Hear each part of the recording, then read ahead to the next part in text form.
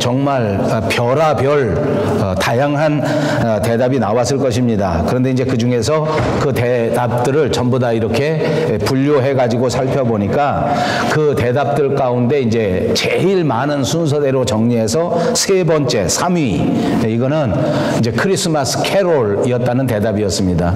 요즘 우리 조국 또는 우리가 사는 우리 밴쿠버 할 것 없이 이 크리스마스 캐롤에 대한 저작권, 그리고 이 크리스마스를 메리 크리스마스로 부르느냐, 해피 홀리데이라고 부르느냐 하는 이런 등등의 시비 때문에 지난 몇 년 동안 이 크리스마스 캐롤에 대한 것들이 조금 위축된 면은 없지 않아 있겠습니다만, 그럼에도 불구하고 이 설문조사 가운데 가장 많은 사람들이 대답한 3위는 역시 크리스마스 캐롤이었다고 합니다.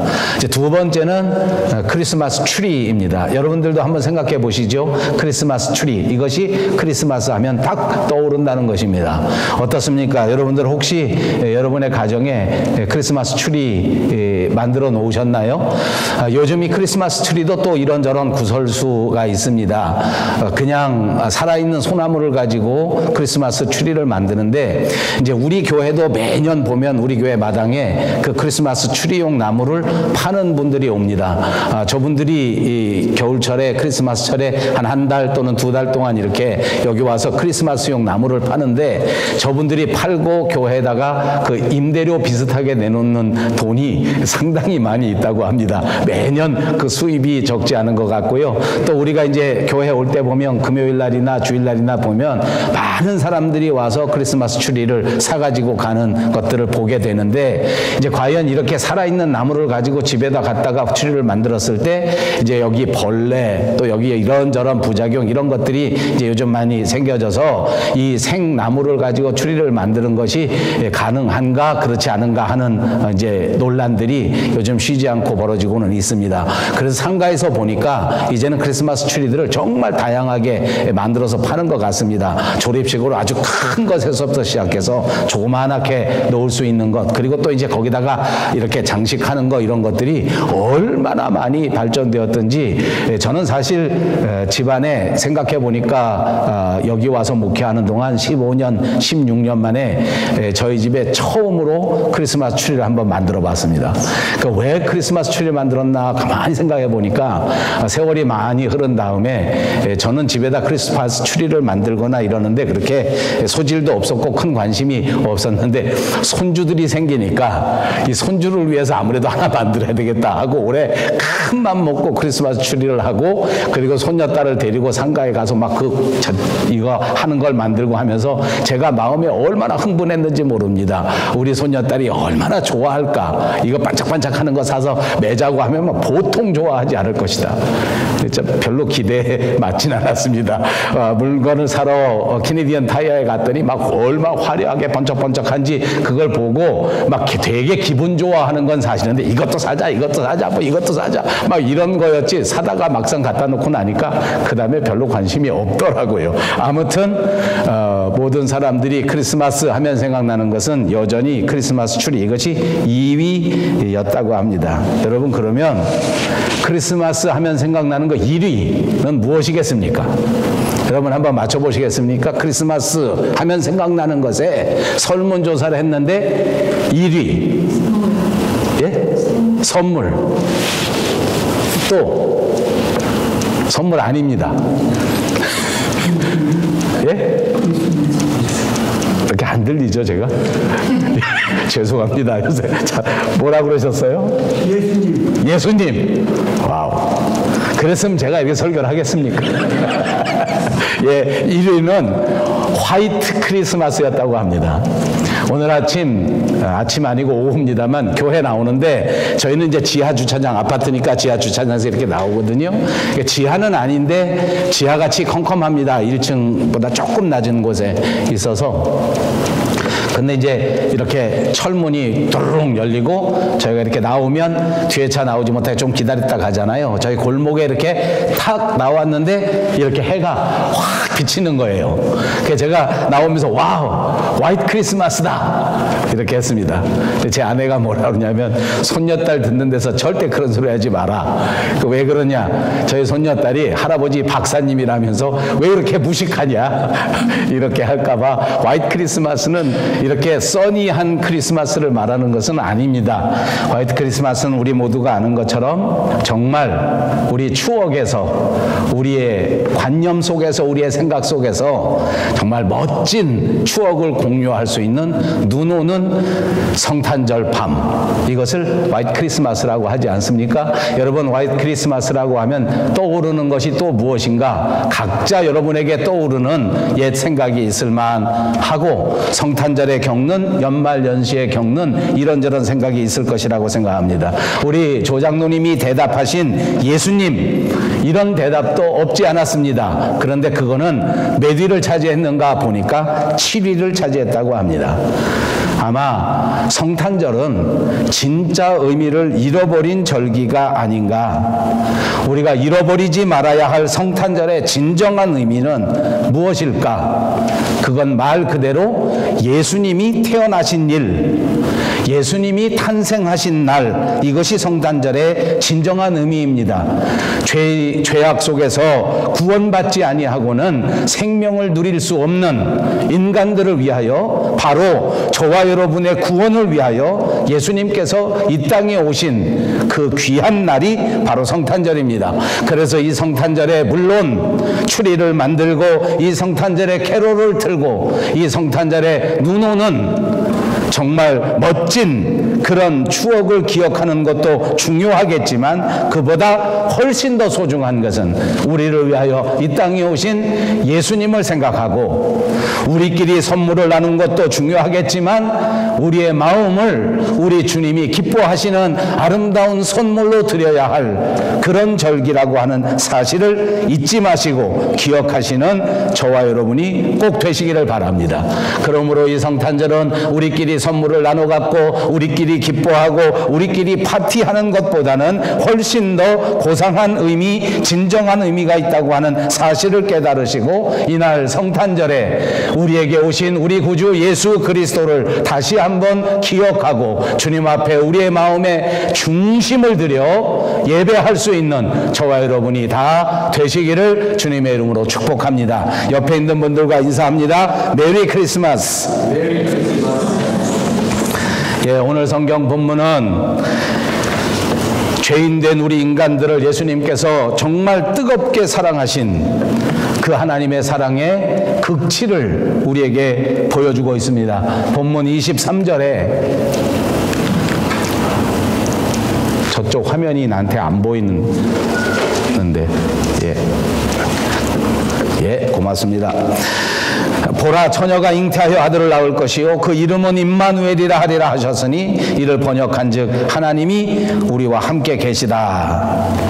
성탄절이라고 하는 것은 하나님께서 우리와 함께 계시기 위하여 임마누엘로 우리에게 오신 사건을 말하는 것입니다. 하나님은 오늘 우리에게 정말 많은 것을 주셨습니다. 하나님은 저와 여러분에게 우주 만물을 주셨고, 아름다운 자연을 주셨고, 맑은 공기와 맑은 물을 우리에게 허락해 주셨을 뿐만 아니라 이렇게 화려한 따뜻한 햇볕도 공급해 주셨습니다. 그것뿐만이 아닙니다. 하나님이 우리에게 주신 것은 정말 귀한 우리의 생명입니다. 우리 모두가 다 오늘 건강하게 주님 앞에 코로나와 예배할 수 있는 체력도 하나님이 주신 것입니다. 우리에게 믿음을 주신 분도 하나님이십니다. 우리를 이토록 사랑하신 분도 하나님이신 줄로 믿습니다. 이런 모든 선물들 가운데 가장 결정적인 선물, 가장 귀한 선물, 그것이 오늘 우리에게 보내주신 그 독생자 예수 그리스도의 탄생이라고 하는 것을 믿습니다.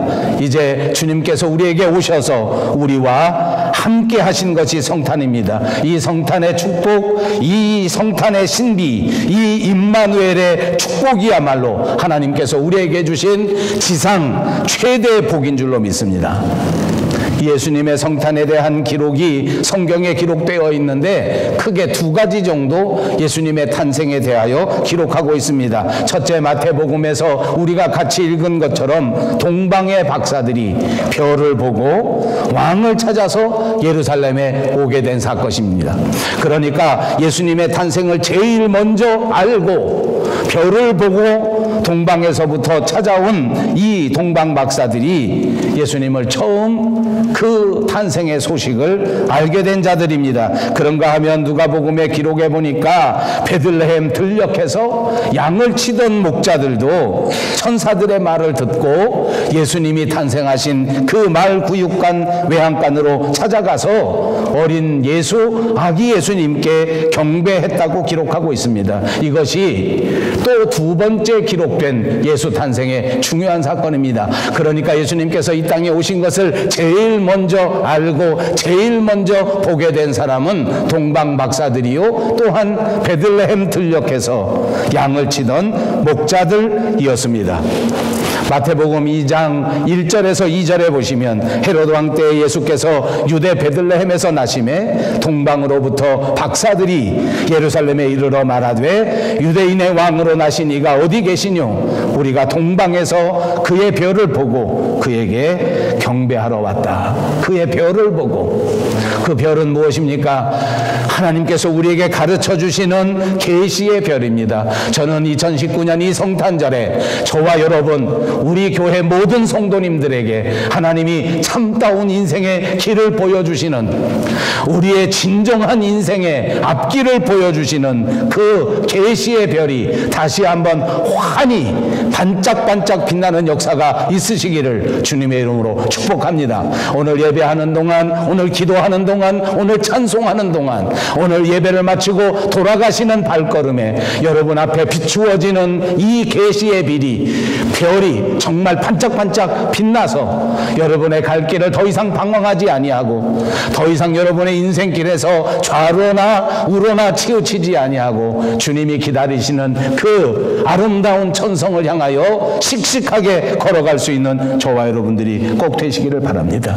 이 계시의 별을 보고 이 별이 우리를 인도한다고 하는 사실을 알게 된 자들은 고대 문명의 발상지 메소포타미아 지역의 출신인 동방 박사들이었습니다. 이 사람들은 이 별을 보고 하늘의 귀한 음성을 듣게 되었습니다. 이 별을 보고 시대를 분별하는 지혜를 가졌던 사람들입니다. 그래서 이 사람들은 이 계시의 별을 보면서 우리의 왕으로 오시니, 유대 나라의 왕으로 오신 이가 어디 계시뇨 하면서 왕을 찾았단 말입니다. 이 동방 박사들은 세상에 있는 것들을 찾지 않았습니다. 금덩어리를 찾아서 인생을 산 것이 아닙니다. 더 높은 자리에 올라가기 위해서 살아간 것이 아닙니다. 별을 보는 그 순간에 내 인생의 가장 소중한 것은 오늘 이 시대에, 오늘 이 역사 가운데 하나님이 보내주신 예수 그리스도를 찾아가는 길이다.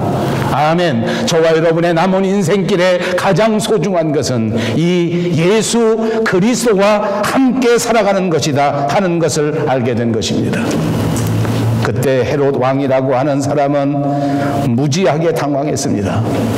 하늘의 별이 보여지고 그리고 그 아기 탄생의 사실을 이 동방 박사들이, 이 천문학자들이 소문을 내기 시작한 것을 듣고 난 다음에 정말 깜짝 놀랐습니다.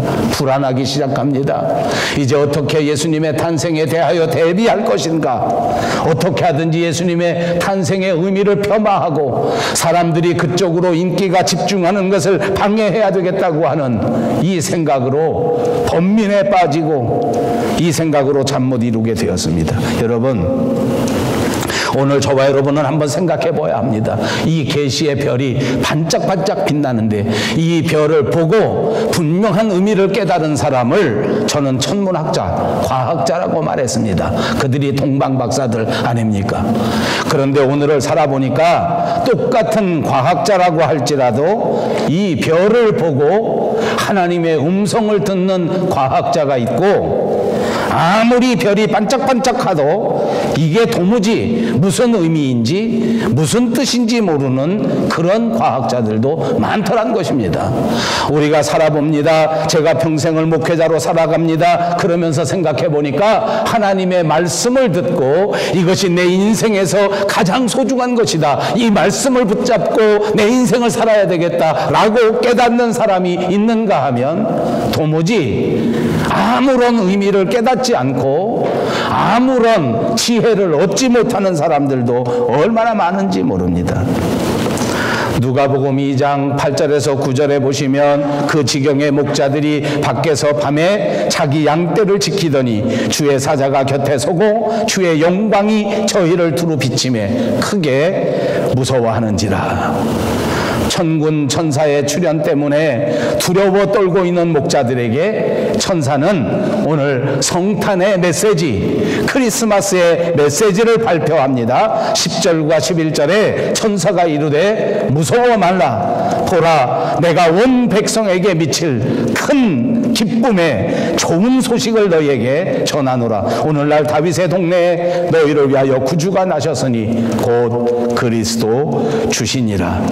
예수님의 탄생을 가리켜 온 백성에게 미칠 큰 기쁨의 좋은 소식이라 하였습니다. 예수님의 탄생이야말로 저와 여러분에게 미칠 큰 기쁨의 좋은 소식이라고 하는 사실을 믿으시기를 바랍니다. 예수님의 탄생의 소식, 예수님이 강림하신 것, 예수님을 믿게 된 이 사실이야말로 오늘 우리 모든 사람들에게 적용되는 일생일대의 가장 큰 기쁨의 좋은 소식인 줄로 믿습니다. 이제 오늘 저는 이 설교의 제목을 예수 그리스도 탄생의 신비라고 하였는데, 성탄절의 신비가 무엇인가 하는 것을 간단하게 설명해 드리겠습니다. 첫째, 예수 성탄의 신비 가운데 첫 번째는 베들레헴에서 탄생하셨다는 것이 신비입니다. 여러분, 우리가 살아가는 우리의 삶의 현장 속에서 예수님이 탄생하신 베들레헴 지역에 의미가 있습니다. 베들레헴이라고 하는 동네는 예루살렘에서 남쪽으로 한 8km 정도 떨어진 지점에 있는 마을이라고 합니다. 별로 유명한 곳이 아니었습니다. 별로 발전된 곳도 아니었습니다. 그냥 조그만한 마을이었습니다. 오늘날까지도 이 지역 베들레헴이라고 하는 것은 팔레스틴 점령 지역이 되어서 훨씬 더 다른 도시에 비하여 낙후된 도시라고 전합니다. 그런데 여기서 탄생하신 것입니다. 이것이 신비입니다. 구약성경 사무엘상에 보니까 바로 이 베들레헴에서 태어난 또 다른 유명한 사람이 있었는데 그가 바로 다윗 왕이었습니다. 다윗 왕은 예수님의 조상이 되어서 마태복음 1장에 예수님의 족보에 등장하는 아브라함과 다윗의 자손 예수 그리스도라고 하는 그곳에 이름을 올린 위대한 신앙의 사람입니다. 손가락 안에 꼽힐 만한 그런 훌륭한 사람이 베들레헴에서 태어났고 우리를 구원하신 예수 그리스도가 베들레헴에서 태어났단 말입니다. 작은 마을, 이름 없는 마을에서 예수님이 탄생하셨습니다. 여러분, 이것을 신비라고 저는 말합니다. 왜 신비라고 말하는지 아십니까? 오늘 저와 여러분의 우리들이 살아가는 이 삶의 정서 속에는, 오늘을 살아가는 이 삶의 문화에서는 이것이 정말 신비에 가깝습니다. 왜냐하면 모든 사람들이 강남을 좋아하기 때문입니다. 모든 사람들이 밴쿠버 웨스트에 집중하고 있기 때문입니다. 좋은 도시, 유명한 도시, 이름난 도시, 발전된 도시에서 선한 것이 나온다고 생각하기 때문에 저는 이것을 신비라고 하였습니다. 다윗도 베들레헴에서 나왔습니다. 예수님도 베들레헴에서 태어나셨습니다. 아무 이름 없는 조그만한 마을에서 출발부터 지극히 작은 자들과 함께 지극히 약한 곳에서부터 시작하여 오늘 인류 구원의 위대한 역사를 이루었다는 사실을 믿으시기를 바랍니다. 이 베들레헴의 이야기야말로 저와 여러분에게 새로운 관점을 주고 새로운 뷰 포인트를 주고 새로운 용기를 주는 이야기라고 믿습니다. 오늘 이 성탄절에 이 놀라운 베들레헴의 신비를 깨달으시기 바랍니다. 나는 대한민국 작은 땅에서 태어났기 때문에, 나는 부모의 큰 도움을 받지 못하고 태어났기 때문에, 나는 환경이 그리 좋지 못하기 때문에, 아닙니다. 예수님도 다윗도 아무것도 내놓을 것 없는 베들레헴 출신이라고 하는 사실을 우리에게 전해주는 것입니다.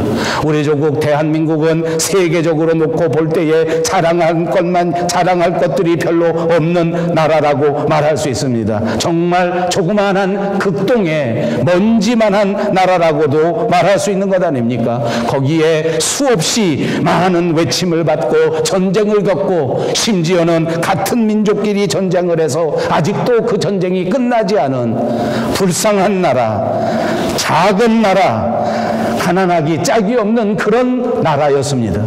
그런 나라가 오늘날 이렇게 자랑스러운 나라가 된 것은 이런저런 이유가 있고 이런저런 원인을 찾을 수 있으나 그 중에 누구도 부인할 수 없는 것은 우리 대한민국 조국에 기독교회가 들어가고 교회의 성장과 발전과 성숙이 오늘 대한민국의 사회를 이만큼 발전시켰다라고 말할 수 있는 것입니다. 여기 한국교회가 있었습니다. 여러분, 우리 그리스도인의 신비는 무엇인지 압니까? 내가 태어난 곳이 중요한 것이 아니라, 내가 가지고 있는 환경이 중요한 것이 아니라, 내가 이룩해 놓은 조건이 중요한 것이 아니라 우리를 이끄시는 하나님이 중요한 것입니다.